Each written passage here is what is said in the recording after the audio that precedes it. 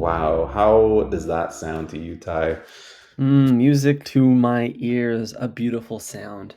Ah, yes. A ding-a-ling-a-ling. Ding-a-ling-a-ling. And how are you, Ty, on this fine Friday afternoon? It's beautifully sunny outside. I gotta get Are you down on getting Friday. are you getting into your hot Thai summer yet? We're in the hmm end of July.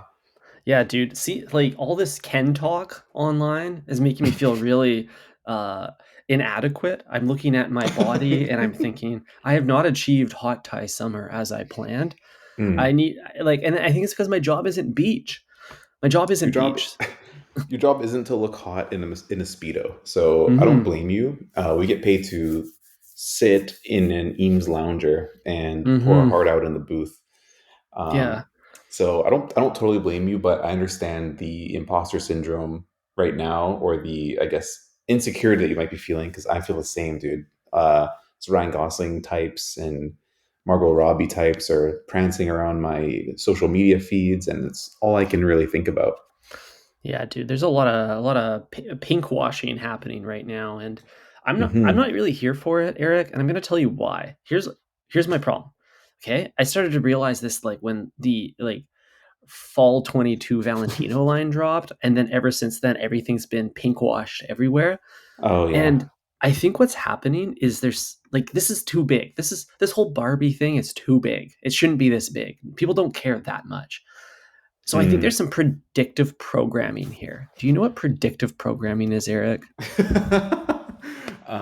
Yeah, I let predictive programming style me in the morning every day, Yeah. but you know what? Actually, I actually kind of disagree with you. I think that this Barbie hysteria is, we've just unlocked a sleeping beast within all of us that was Mm. always there, and we finally have a reason to get into it. You think we're all just little dress up girlies that want to be come out of our shell? Yeah, I think we've like strayed too far away from the Barbie archetype, and Mm-hmm. now everyone secretly likes that type of girl the best, Mm-hmm. like the powerful, beautiful girl. And now Mm-hmm. we're just like gone too far down these other rabbit holes, and we're like, okay, now we got to go back to praising this type of body standards.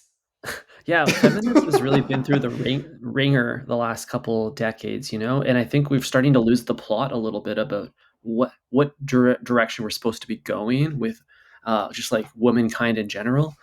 Uh, Hmm. so I see this as like a hard pivot, like Hollywood taking a stance and like, no, this is women, you know? Hmm.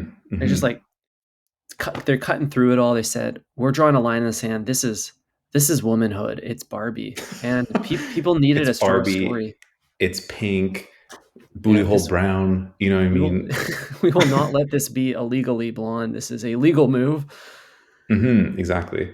But So, what was your take? yeah, well, because I empathize with women everywhere. I'm an empath. I'm a feminist. Spend a half a rack. I'm a feminist. On And these, oh, you forgot the part on these hoes. oh right, my bad. So here's what I think is happening, Eric. I think that like in the last few years, women have had to put up with a lot of like shitty situations. They're losing their rights. There was West End Caleb. Uh, there's a lot of like just, Futures had more children. Like we got a lot of problems right now with for Nick women. Cannon has had more children. Nick Cannon is a menace on society, Mhm. and We got Jonah Hills running around. and I think what's happening is people being like the man in charge, the big guys up top, the Illuminati realized that there was a lot of unrest with like the representation of women, and so they started predictive programming Mhm. society to like latch everyone onto a strong aesthetic narrative to distract from the reality of like the shitty situation that's happening for women.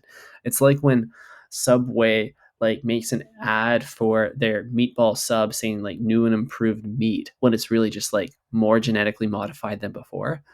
you know it's like they're just trying to divert attention. And then I think something really bad is going to happen to all women coming up here. This is my guess. And that's why this is Mhm. like some sort of psychological conditioning by the media so that when Hmm. this weird societal change happens to uh, humankind and like women lose a bunch more rights, then the public is already familiarized with like, oh no, women should be like Barbie. Who cares, you know? And then Hmm. they that transition will have less public resistance. Okay, so you think something bad will happen? What do you mean exactly by that? I don't know. I don't know. Like in is it an Oppenheimer type atomic bomb being dropped on us, or is it something to do with the writer's strike? What is it, Ty? I don't know, but they're gonna like we're all gonna get grimace shaken out by it, you know, like the by the pink hurricane. The pink hurricane, huh? So I'm lost. What does that have to do with Barbie? Okay. We're making everyone feel like we're living in this idyllic pink world where Hmm. there's like flowers coming out of my ass and stuff like Hmm. that. And then when the real shit happens, are you is that supposed to like hit less, or will it hit more because we've been preconditioned the opposite way? It's gonna hit less because we're all distracted. Our pink brains have been so enamored with this like bubblegum lifestyle that we're not even paying attention. But I don't Okay. know what's gonna happen though, Eric. This is where I need you to help me fill in the dots. What is this grimace shake coming? What is this wave, this Hmm. Pepto wave gonna be? Ty, I know exactly what's going to happen, and it's going to be with the Barbies themselves. And Mm, I'm not talking about the toy. I'm talking about the fan base known as the Barbies of Nicki mm. Minaj. Nicki Minaj's set, that Hmm. her fan base. Okay. Hmm. What about the Barbies?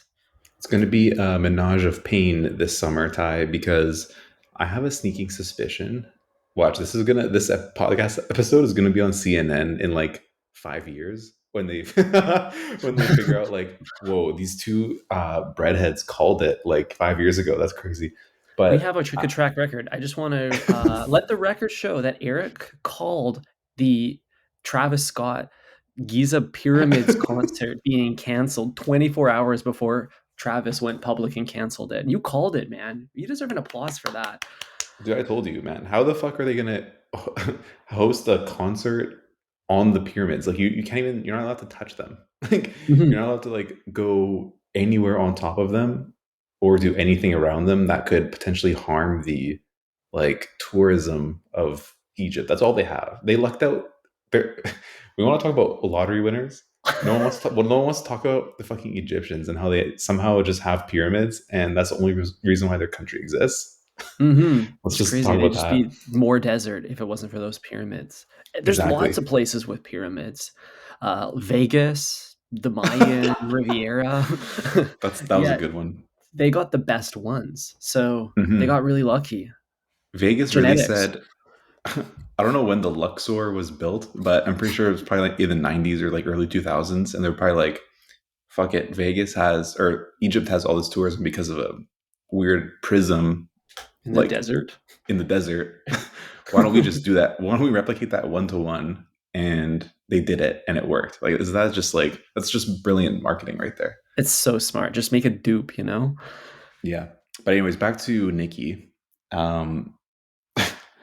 Um, basically, what I'm thinking, Ty, and I learned this like quite a while ago, but I was actually just reminded of it today.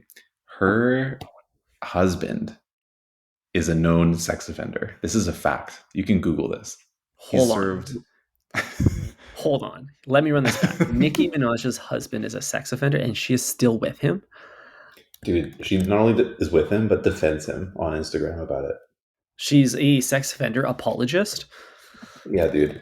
And it's kind of weird. They've been together for like decades because they went to the same high school. And so they've just been like friends forever and like I guess got married in like I guess in the last 5 or so years. Oh, 2019. Okay. Um so So yeah. she fell in love with her high school sweetheart. He molested some other people or potentially the allegations are worse. Well, they're no And longer allegations. They're confirmed facts. facts. These are literally facts, which is kind of wild. Um and so just like, you hear about that and then you also hear about Let me just Google this real quick. So, okay, so her brother, Nicki Minaj's brother, is also, as I close this ad block pop up, um, serving 25 years to life for raping an 11-year-old. This is also a What? fact. Yeah. So her husband and her brother run in the same circles. They run in small, tight circles. Oh my god. Underage, small circles, Ty, and it's disgusting. That is disgusting. Damn. So Jesus. what you're trying to tell me is that Nicki Minaj has the CV of a Subway spokesperson. Oh shit. They What need to they are tap her doing, it's what Nikki's doing is probably worse than what Fogel did. If you think about it, like because she's defending convicted sex offenders, and like she has mhm, a very large platform and voice to do so. exactly. So I don't know what her deal is with the brother. Like if she still claims him, because that's like a whole other thing. But she's on record of like defending her husband and being like you guys don't know real love, stuff like that. Because he was with her before the fame, right? Before she had a dollar. That's right. So he got his money up with her, and money I can guess make problems so. go away. I maybe not. I don't know if you can make this problem go away because he paid. I read $100,000 or something in bail money or something. I don't know. I don't know these legal words, but Yeah. he tried to get his name off of the sex offender list, and it was unsuccessful. Ty, he's still on that bitch. Really? Yeah, yeah. This is pretty wild. So, anyways, Huh. back to my conspiracy theory. I find it really odd that Nikki, who's in this like weird triangle, this tight little triangle of sex Mhm. offenders, and is also simultaneously referring to her fans as Barbies, which is a kid's toy. And both of these men in her life have raped kids. So, what is going on here? Is she the mastermind potentially? I didn't say Oh it. my It was god. not. It's not me saying this. Ty. This is just I've heard this. Maybe she's the mastermind running the whole show of some kind of weird trafficking thing or God knows what else. Mhm, mhm. Yeah, you're just correlating the facts, presenting the evidence. We'll let the Hmm. jury decide. But I said, God, please give me pattern seeking brain, and then this is the pattern that I've come up with. this is the best you could do. It's the best I could do.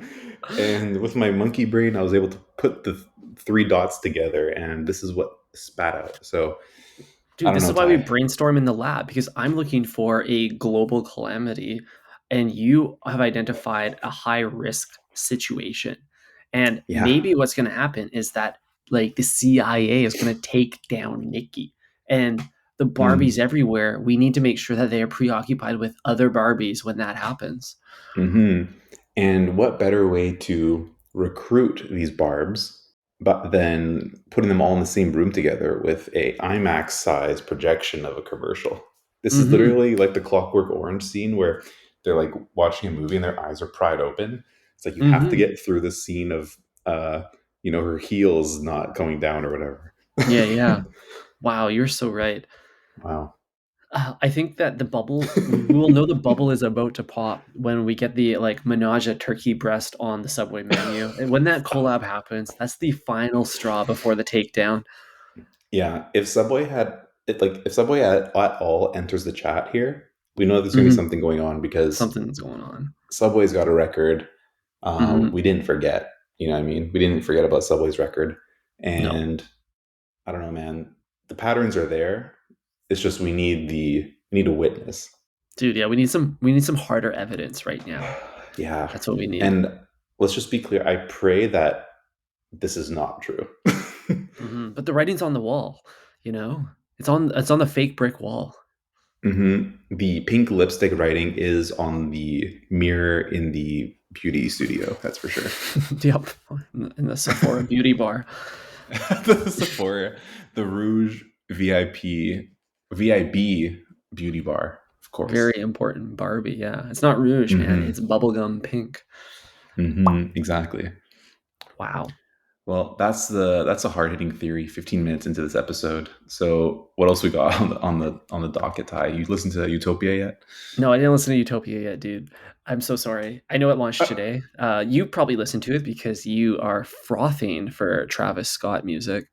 Clearly, as anyone listening to our last episode knows, I'm the biggest fan of Travis Scott, and I have Days to before Rodeo. days before. Speaking of days before, I listened to Utopia a day before because it came out at 9 p.m. Eastern, 9 p.m. Pacific, which is midnight Eastern. So I just like randomly looked and it was there, and I like hit the gym, Mm-hmm. and I guess I got a good workout in. I don't know. This album sucks, dude. I hate it. It's Oh not good. no. Okay. Wait, well, okay. I'm gonna listen to it today at some point. Set me up for success here. Okay. Think about, okay, imagine Travis Scott is a pimple faced teenager, which he kind of is. Imagine he is that, and he wanders into an open mic night and then tries to perform Yeezus at the open mic night. That's the Oh album. no. This is his career defining Jesus, but it's falling flat. He had Yeah, too he many saw the beers before he success. stepped on the karaoke stage. Yeah, dude, he went full frat house and had 17 cans of beer. But I think yeah, he saw the Yeezus album, he saw the Whole Lotta Red album, and he said, you know what? I need to push the boundaries. I gotta, black out with Mike Dean and like Hmm. produce some hot garbage and then lay down some vocals on it. And I guess he did that. In theory, he did check the box, Ty, but Hmm. I don't know. There's no songs, man. There's no like bangers that I'm like No, really. Yeah, no Astroworld had just bops. had so many, and so just like I don't know, coming off of that album, you're like in 5 years you produce this. That's pretty crazy. He's been busy with other things. He made the Travi Patty, and he got sued a few times. So Yeah, he he's was he's killing been kids at preoccupied. his concerts. But the thing is, like, those are all experiences that you think could influence the music to tell a really good story about who you are and how you got there. And I don't think Travis has got stories to tell. I don't think so either. I think Drake had the most compelling story on the album, and And and he had a Pusha T and Pharrell diss on there, which was I kind of heard nice. after Louis died, or after Virgil died, no one wears their Louis or something. Yeah, so that was like the Pharrell part. Well, actually, there's two Pharrell parts. He also, I don't know if you remember last year, or maybe it was early this year. He bought Pharrell's jewelry up at auction. He got all the ice. All the ice, and then on this song, he claimed to have melted it down because he doesn't care about its heritage. Wow, ice Those are won't his melt. words. Exactly. Interesting. Interesting. So, Yeah. what does Drake have against Pharrell? I don't understand that at all. You think they kind Well, of came up? Pharrell Yeah. and Pusha T are butt buddies, Ah, I obviously. see. And he's obviously not pushing P with T right now. He's not pushing Terrence. Is that his name? I'm pretty sure Something like it's that. Terrence. Yeah, he's not Trevor. feeling that. Trevor. Pushing Trevor. um, and so yeah, there you go. That's my review of the album. Okay, I that's give it whack. a light to soft 4. Yeah, well, thank you for listening to the needle drop, everybody. Um, Now, our breadheads do enjoy hot trash. If they didn't, they wouldn't listen to this podcast. So I'm sure they will find a new sense of Or eat self at worth in Subway. this, or eat at Subway. Shit is not as hot as it should be, honestly. Like, it's hot if you make it spicy, but the sandwich is always cold by the time it ends up in my hand. And I don't know why. Like, That's are they, true. well, like, they should toast it again or have heat lamps or something. It's so stupid. You're totally right about that. They should always plop it back in the toaster for like 10 seconds after. We should Or do just that put, next yeah, time. yeah, yeah, we should. Put the hot ingredients on last. I don't really know. Well, great, because Ty and I have. Oh, never mind. You're not going to the Monday activation. Damn. I We're was going gonna to say activate on Monday. afterwards. I was gonna say afterwards we could try finding a Subway late night and double toasting our subs and seeing what happens. Just Dude, let the night take us. let's just pre-game at the way before Tuesday's episode. Oh, well, perfect. Perfect. Yeah, let's do that. But we will have to wait until Tuesday's episode for the Breadheads to hear any more of Ty's and Eric's voices because I got to bounce early today. I have places to be, things to see. That's right. He had to go right at 3:30. Mhm. Shortest episode of all time. It's a 6 incher. Damn. Okay. Well, Ty's got flights to catch. Let's end here, and we will see you breadheads on Tuesday. Think fresh, everybody. Ciao.